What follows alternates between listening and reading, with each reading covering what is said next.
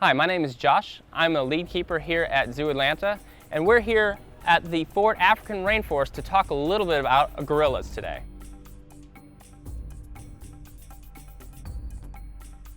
There are two separate species of gorillas, eastern and western gorillas, and those species are actually divided down into four subspecies.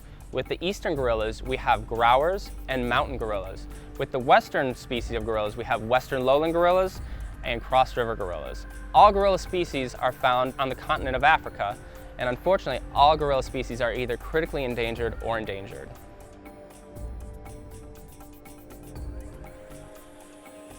Depending on the species of gorillas, social life can vary from species to species. But for the most part in general, gorillas will form family groups of anywhere between 3 upwards to 40, again, depending on the species of gorilla we're talking about. And a family group is mostly going to consist of one adult male, several females, and then all of their offspring. Similar to what we have right here, one silverback, his name's Taz by the way, and then he has several adult females within his family group along with all of their offspring. As male and female juveniles get older, they will actually leave their family group that they were born into. We call that their natal group. Males will often live by themselves a little bit, and they might even form what we call bachelor groups in the wild, where multiple males will live with each other until they're old enough, smart enough, strong enough to either start a brand new family group themselves, or they might displace an existing silverback within a family group already established and take over that family group himself. So these bachelor groups are very fluid. They don't last very long, but they do exist in the wild.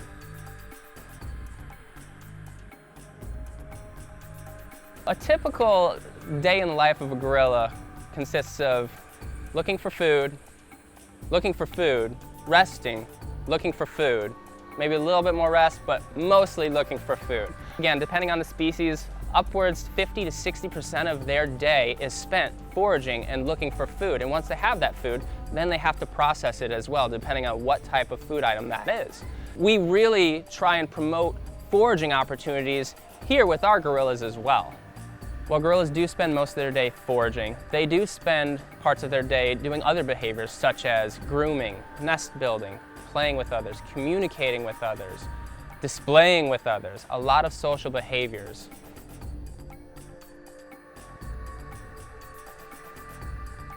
As primates, gorillas are not only closely related to us genetically, but also physiologically. In addition to having opposable thumbs, they also have the same number of teeth, a very similar gestation at right around 8.5 months, and they even use tools like us. They also communicate with up to 20 different vocalizations to express anger, sadness, and they even laugh. Gorillas have many adaptations that help them survive in the wild. For example, like most primates, humans included, they have opposable thumbs. This allows them to grab items such as food, as well as defend themselves from predators and other gorillas that may be entering their territory. Gorillas also have a sagittal crest, and that's just a ridge along the center of their head which allows for more muscle attachment. Additional muscle means stronger jaw power, and they need that when they're consuming up to 40 pounds of vegetation a day.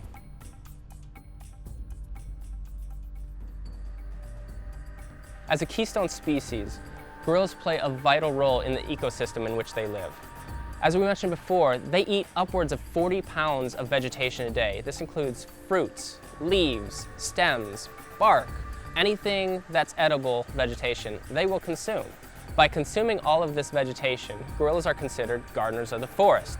As they travel, they then deposit the seeds that they've consumed at different locations, redistributing vegetation and altering the landscape in which they live.